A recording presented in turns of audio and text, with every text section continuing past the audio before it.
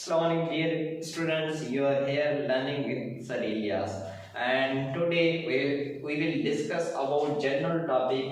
That one is do before die. Do before die means आज हम जो सीखेंगे कि do before die यानी आज हम डिस्कस करेंगे general topic do before die यानी कुछ कर जाएं, कुछ रुखसत होने से बड़ा कारनामा आप कर जाएं। तो जनरली हमारे यहाँ मीन्स स्टूडेंट्स में ये चीज़ आम है कि what will the other person से, यानी जो लोग हैं वो क्या कहेंगे, जो लोग हैं वो क्या कहेंगे, यानी do before die. So thing is that you should always remember this sentence कि आपको कुछ ऐसा कारनामा यानी करना है, सरंजाम देना है कि आप हमेशा के लिए हमें याद रहें। तो do before die means you should do something extra, you should change yourself. Don't means what other person will say for you. क्या कहेंगे लोग आपके बारे में, क्या कहेंगे, इस पे आप तवज्जो न दें। आप अपने जो आपका गोल है, जो आपका मकसद है, जो आपका रास्ता है, आप उस पर काम करें। लोग तो कहते रहेंगे लेकिन हमें ये कोशिश करनी चाहिए कि हम अपना जो मकसद है, अपना जो काम है, उस पे लगे रहें जो अचीव करना चाहते हैं। यानी अक्सर आपने देखा होगा कि जो नैरो माइंडेड लोग हैं वो हमें ये यानी they say to you now you should do it, आप सीखेंगे, आप इंग्लिश बोलेंगे, या आप ये बिजनेस चलाएंगे, या आप ये इदारा खोलेंगे। तो इस तरह के लोग यानी नेगेटिव थॉट्स या हम कह लें नैरो माइंडेड थॉट्स हमारे जो इस सोसाइटी में बहुत हैं। तो आपको उस चीज़ों की परवाह नहीं करनी है। आपको always you should think do before die, यानी रुखसत होने से पहले, यानी यहाँ से जाने से पहले, या आपको कुछ ऐसा करना है जो आप हमेशा के लिए याद रहें, हमेशा के लिए आबाद रहें, हमेशा के लिए हमारे दिलों में रहें। तो आप बड़े बड़े लीडर देख लें, जब उन्होंने कारनामे सरअंजाम दिए तो वो आज तक याद है। We always remember to them, हम हमेशा उनको याद करते रहते हैं। तो यानी आपको उन लोगों की परवाह नहीं करनी कि लोग क्या कहेंगे। मीन्स आप अपना काम यानी जारी रखें। अक्सर इस तरह होता है कि एक राइटर ने अपनी एक स्टोरी सिंपल जो हमें बताई है, मैं आपसे शेयर कर लूँ कि एक जंगल होता है, तो उसमें एक मेंढक जो है वो उस जंगल में घूमते घूमते एक बड़ा जो खड्डा होता है यानी उसमें गिर जाता है। तो उसमें गिरने के बाद जो उसके दूसरे फ्रेंड्स हैं वो भी वहाँ आ पहुँचते हैं। तो वो जो फ्रेंड्स होते हैं वो या रिलेटिव कह लें, इस तरह के होते हैं। तो वो कहते हैं कि अब तेरी ज़िंदगी यानी यहीं गुजरेगी, अब छोड़ दे, अब तुम ये कोशिश करना यहाँ से बाहर निकलने की कोशिश छोड़ दो, यानी यहाँ से निकल नहीं पाओगे और यहीं अपनी यानी तुम्हारी मौत हो जाएगी। तो जो रिलेटिव्स थे, जो दूसरे मेंढक थे, वो इस तरह कह रहे थे, इशारा दे रहे थे। जब वो नीचे वाला जो मेंढक है तो वो देख रहा था कि यानी वो इस तरह समझ रहा था कि ये मुझे कह रहे हैं कि हाँ कोशिश करो कि तुम यहाँ से निकल जाओगे। तो वो मेंढक अपनी मेहनत से यहाँ वहाँ छलांगे लगाता रहा, लेकिन जो ऊपर जो मेंढक थे वो कह रहे थे कि छोड़ दो, अब यानी उनका कहना ये कहते तो अब तुम यहीं मर जाओगे और अपनी ये कोशिशें, अपनी ये बुर्दबारी, अपनी ये जो आप जो ट्राई कर रहे हो इसको करना छोड़ दो, अब तुम्हारी ज़िंदगी यही है। लेकिन वो मेंढक फिर भी वहाँ छलांगा लगाए, वहाँ छलांगे लगाए, वहाँ छलांगा लगाए, वहाँ छलांगे लगाए और कोशिश कर रहा था। तो उसकी कोशिश ने यानी उसको कामयाब बनाया और छलांगे लगाते लगाते वो अपने उस गड्ढे से, उस खड्डे से बाहर निकल आया।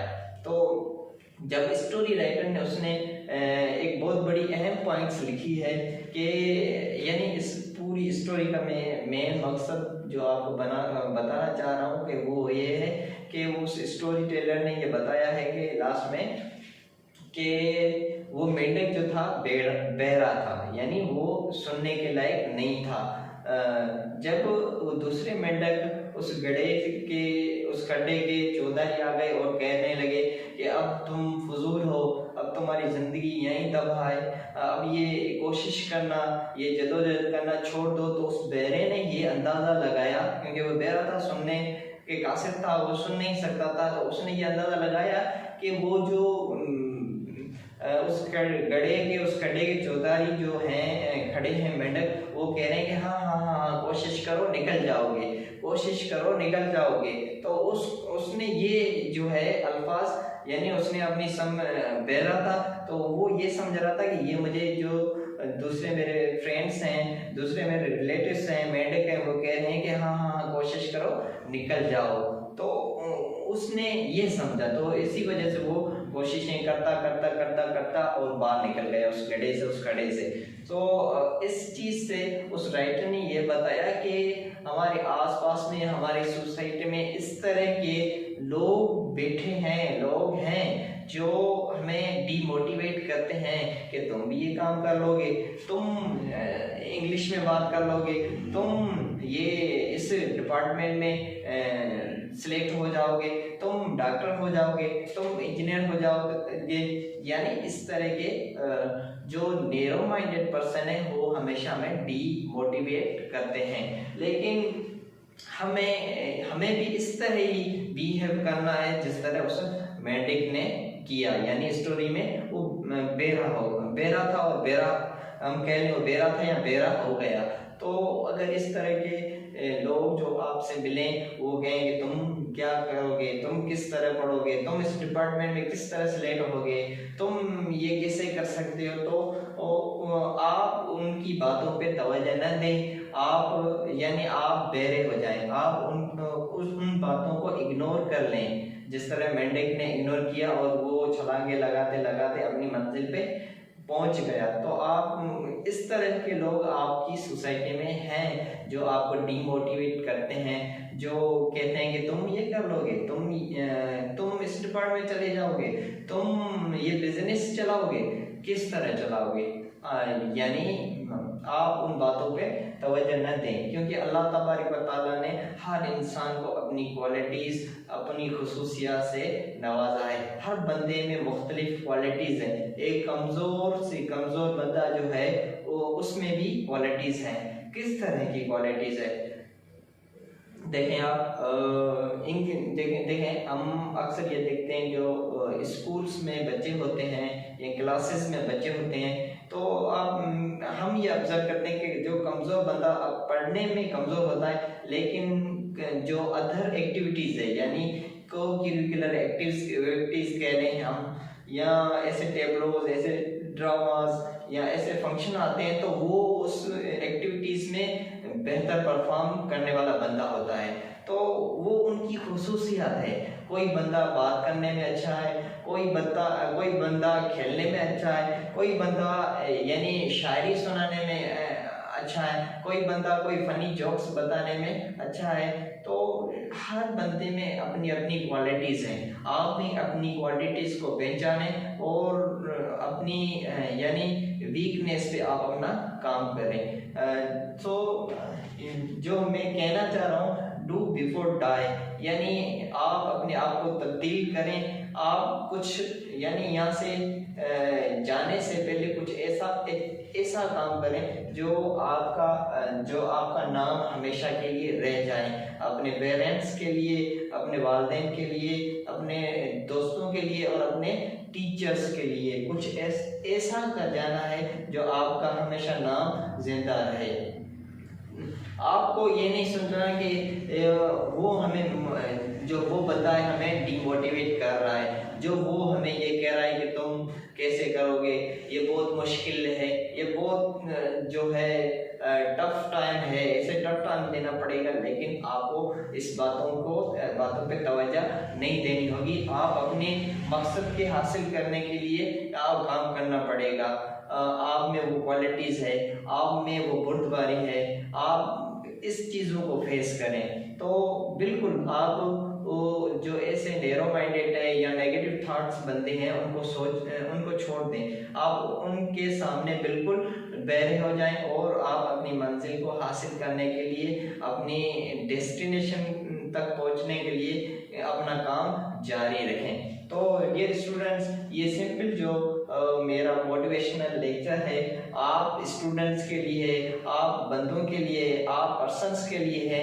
आप में वो अल्लाह तबारक व तआला ने क्वालिटीज रखी हैं और वो जो यानी उस पे आपको काम करना है। आप छोड़ दें कि वो क्या कहेगा, वो क्या कहेगा, वो क्या कहेगा। आप सामने आए, आप करने की कोशिश करें, आप इन हो जाएं उस काम में, तो आस्ते आस्ते धीरे धीरे आप देखेंगे कि आप में वो तब्दीली आ रही है। जिस तरह ये कह लें कि मैं जब फर्स्ट ईयर इंटर में था तो अक्सर हमारे यहाँ जो है आपको पता है कि जो निज़ाम होता है फर्स्ट ईयर इंटर के पेपरों का, वो जनरली होता है कि बस पेपर देने हैं और ठीक है, और यानी देख के लिखना है, इस तरह कह लें। तो मेरे जहन में ये कॉन्सेप्ट था कि मैं यूनिवर्सिटी कैसे जाऊंगा, मुझे लिखना नहीं आ रहा। तो यानी अब मैं यूनिवर्सिटी में गया नहीं था, लेकिन मेरे जहन में ये कॉन्सेप्ट था। तो किस तरह पेपर दूंगा और किस तरह पेपर क्लियर होंगे, मेरे जहन में ये कॉन्सेप्ट था।